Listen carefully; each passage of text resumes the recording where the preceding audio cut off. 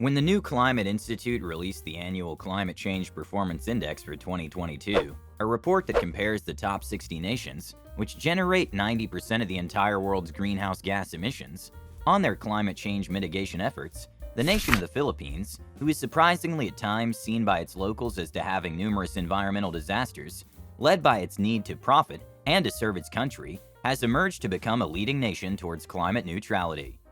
It was ranked as the 23rd best nation, although seemingly still behind. It is in fact ahead of the entire studied Southeast Asian region, even far ahead by some developed Western nations, who have far more means to combat such issues. How could this be? How could a nation plagued by heavy use of fossil fuels be so on top of the list? They were even in fact amongst the lowest scored nations for having good climate policy. What has stood out for the archipelago nation, however, is that starting in 2021, the government's arm Department of Energy has put in place a new regulation that aims to curb the rising use of GHG emissions and rely heavily on the use of renewable energy. This data or plan, which we may as well call the 2020 to 2040 Philippines Energy Plan, as indicated by the government, is going to ensure that the country does indeed achieve such a goal. Today, however, we are still far from it. Renewable energy accounts for just around 21% of the total power generation of the entire country, and most of it is still heavily reliant on geothermal energy, which is indeed an abundant source of energy within the Philippines. But the real potential for energy use is heavily dependent on solar. The plan, which we will talk about, has clear views on what 2030 and 2040 will look like. It is projected that by 2030, we will increase our renewable energy use to over 35%. Followed by 50% in the next decade. This will be impacted by reducing the use of fossil fuels such as coal, natural gas, and oil-based activities, and heavily relying upon more biodiesel, solar, hydro, wind, and geothermal. As we also reach 2040, we are more likely to see a projected use of electric vehicles, mostly projected by public transportation. To do this, on the other hand, is obviously a different conversation. It is rather difficult, especially the fact that we can't simply just take out every single oil and gas company and maybe force them to become green companies.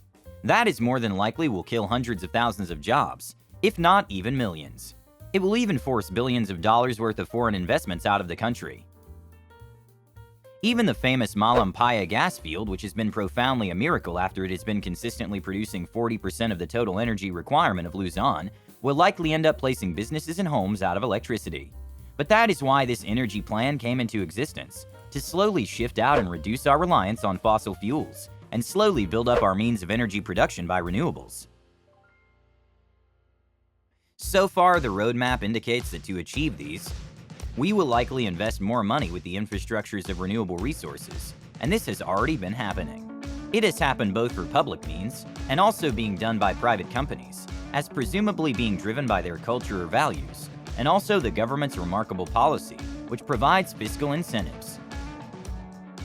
To indicate how important these have all played out so far within the private enterprises of the Philippines, we are today seeing the magnificent rise of companies such as Solar Philippines, which has become the nation's largest solar company, with goals to develop 10 gigawatts worth of solar projects.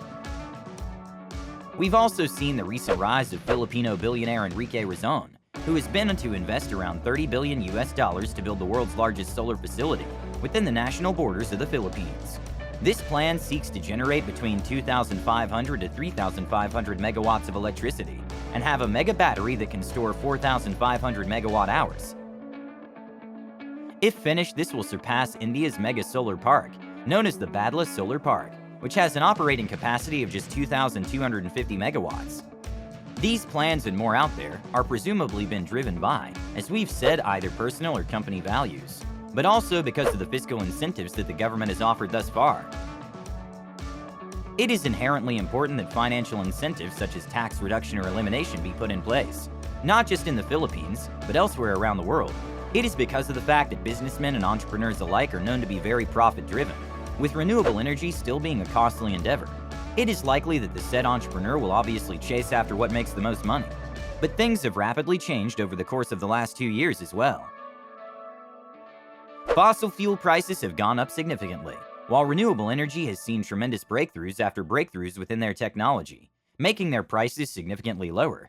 and projected to become so over the coming decades or so. With projected rates of at least 2.97 to 3.14 pesos per kilowatt hour, far lower than the average spending of a household of about 9.13 pesos per kilowatt hour today. What the Department of Energy has done so far within its public means is that it's partnered up with green and renewable institutes globally to carve out better plans for using money, to ensure that each peso or dollar spent is maximized for efficiency. Yet even though the Philippines government has done its part in reaching out to various entities to carve out the perfect plan to ensure that the archipelago nation attaches to renewable energy, it still needs as a country and a public entity to invest a lot of money into this transition. The government going forward with its scenario by 2040 will need to invest a whopping $115 billion worth of money just to ensure that it reaches its goal. A sum this huge is gigantic, considering it is just in one sector of the nation. This plan will ensure that the capacity addition of megawatts by energy is reduced significantly on oil, natural gas, and oil-based activities, whereas they will receive no more than 16,000 megawatts by 2040. With renewable energy expected to generate an addition of 73,868 megawatts by the indicative year. This will bring the total renewable energy capacity to over 118,000 megawatts. Likely, on the other hand, where will the nation find such a huge sum of money would be another question the government has to address. And with regards to its economy growing, as long as it does keep its 6 to 7% annual growth rate, it could possibly do indeed, so as the entire energy roadmap is aligned with the Our Ambition plan, which is another plan that ensures the Philippines becomes an economic powerhouse within the next decades. In regards to the job market, it will see close to 1 million new jobs employed for Filipinos, which will likely by that time slowly phase out these fossil fuel-based jobs. The impact of having such a grand plan, when achieved, is extraordinary. Not only will we be a cleaner country, but we will also be more of an independent nation. This means that we will have greater energy, security, and be less impacted by international crises. Today, we are still heavily reliant on its imported fossil fuels, which account roughly around 50% of the entire commercial available supply of the country. With renewable energy, however, we will have a source where we can stop our dependencies on the world stage and have far better means to combat energy disruptions. Moreover, we may also see a rather competitive Philippines initiated by the renewable energy sector. This means that it is entirely possible, because there is such a grand plan, and even international bodies rein in, to rank the Philippines more profoundly compared to its neighbors, to show that they may even head Southeast Asia on this entirety of the renewable market. We have already seen Ayala Corporation's subsidiary, ACEN Renewables, expand its regional footprint in building out green energy infrastructures. It will likewise have a huge impact on the entire Philippines. But anyway, what do you think?